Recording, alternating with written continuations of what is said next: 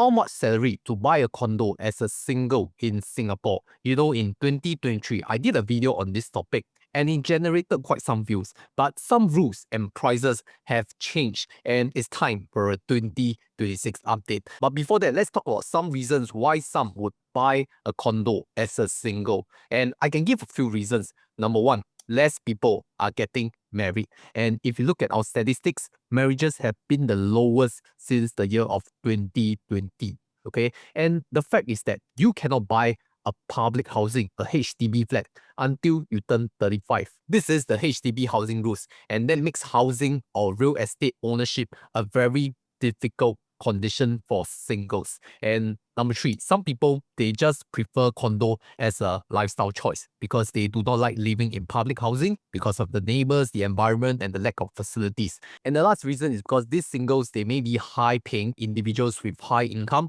so they are in a strong financial position. So they look at asset progression as a form of their asset allocation, and it forms part of their investment portfolio. So these are people that see their own stay property as a form of investments. And if you are new here, my name is Chris, an ex-chartered accountant, and I run a Telegram group of close to 23,000 members. So talk about finance, property, and all your personal money decisions there.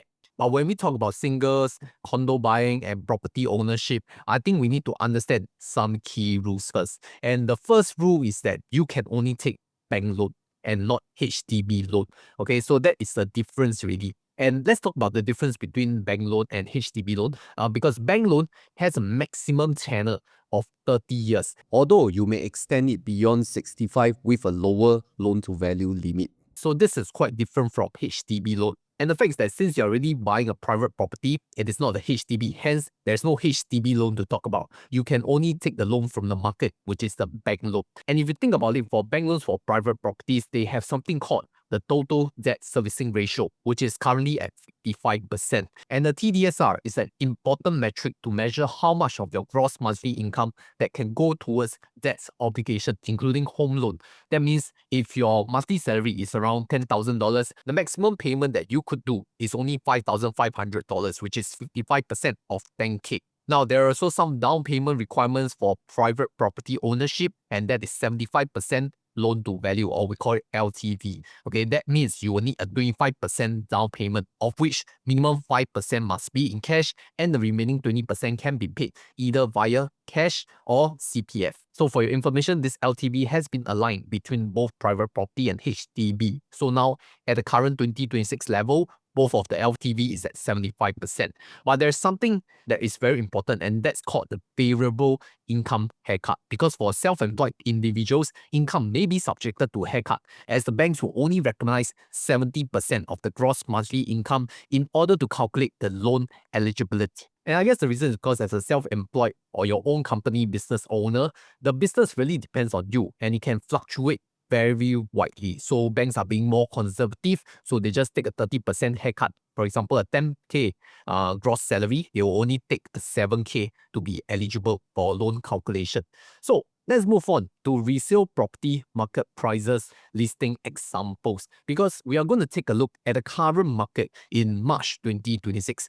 What are the prices that you can look at? And these are real life examples. So starting the smallest property for single, I would say a 1-bedder plus a 1-bathroom and located in OCR. So right here, I have a riverfront residences at Hougang at 463 square feet, listed at $770,000. We can round that up to $800,000 just as a buffer. So that's for a 1-bedder in OCR already. Okay, this is condo pricing. But if you have a higher budget and you want to live in a bigger space, let's look at the second example. 1-bedder plus 1 study plus 1 bathroom at OCR, and that is the Helier at Hillview, 624 square feet, $940,000. And let's round up this listing to 1 million. So you're paying an additional 200K for an extra study space. Okay, but let's look at a higher budget one. Okay, 2 bedrooms plus 2 bathroom OCR at Park Botania at Fernview, and this is listed at $1.29 million.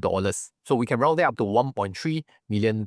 So these are some examples of what property the singles can buy and can afford at their level. But do you really think you can afford as a single if you really don't know how to calculate the affordability Then we will go through in this exercise using the reverse affordability calculator from Cashew, which is a sponsor of today, but more on them later. So for this calculator, we are going to input a few of these metrics. It's a Singaporean buying a private property, and for example one, we're going to use the background profile of a self-employed person making $10,000 monthly. But you know that after the haircut income of 30%, it's only left 7K, right? So we can only use 7K. No bonus, just gross pay. For all examples, we're just going to use the base pay. And for this example one, we're going to assume that this person has $100,000 of cash savings plus $100,000 in the CPF OA, and it's going to go for a 30 years tenor loan with a 4% interest, which is under stress test. Now, before I go on further, I need to explain what is stress test. Okay, stress test is not the actual interest that you're going to pay for the bank loan. So what is stress test? This is explained in Cashew's website,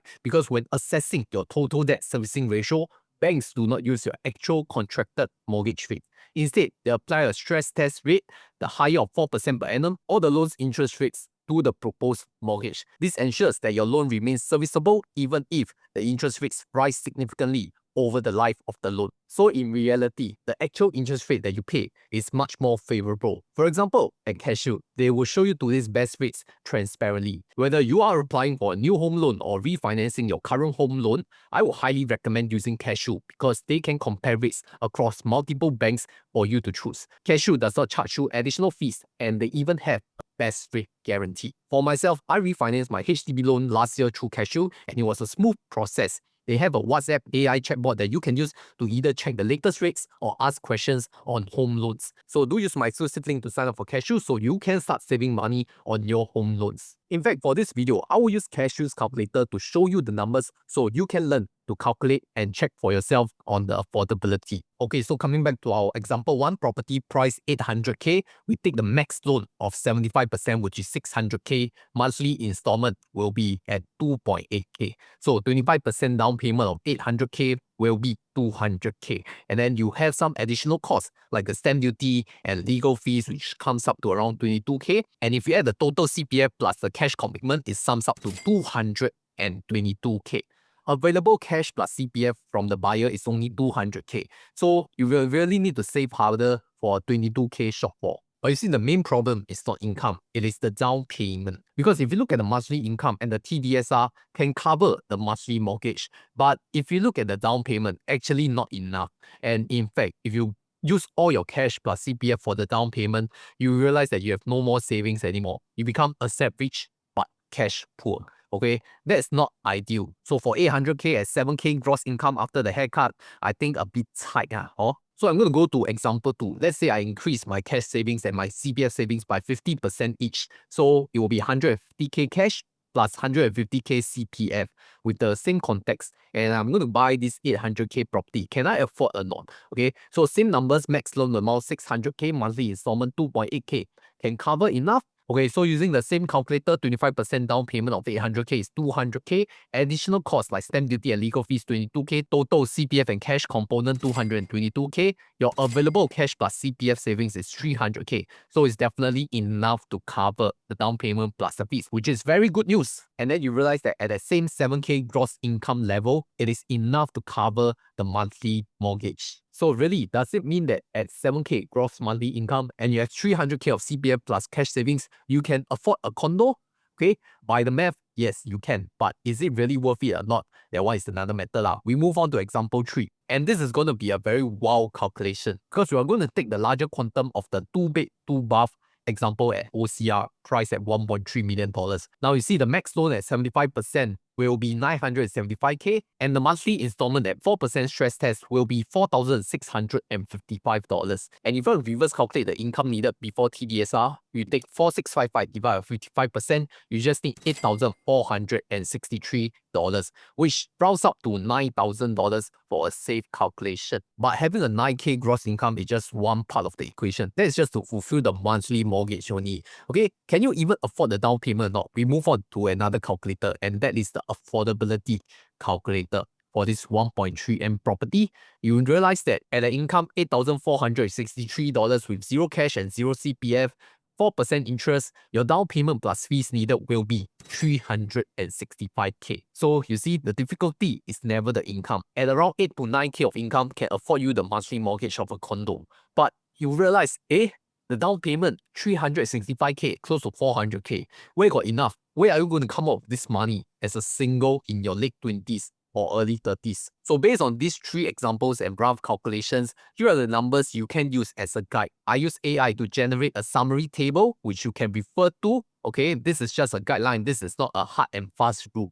But ultimately, it still depends on your cash down payment, because most of the people, especially if they're highly paid income person, they can afford the monthly mortgage, okay, with their gross salary and TDSR requirements. But the down payment there, 300k to 400k is not a small sum, you know. And even if you have stock investments portfolio, you will need to liquidate like a huge majority of it to finance your own stay property.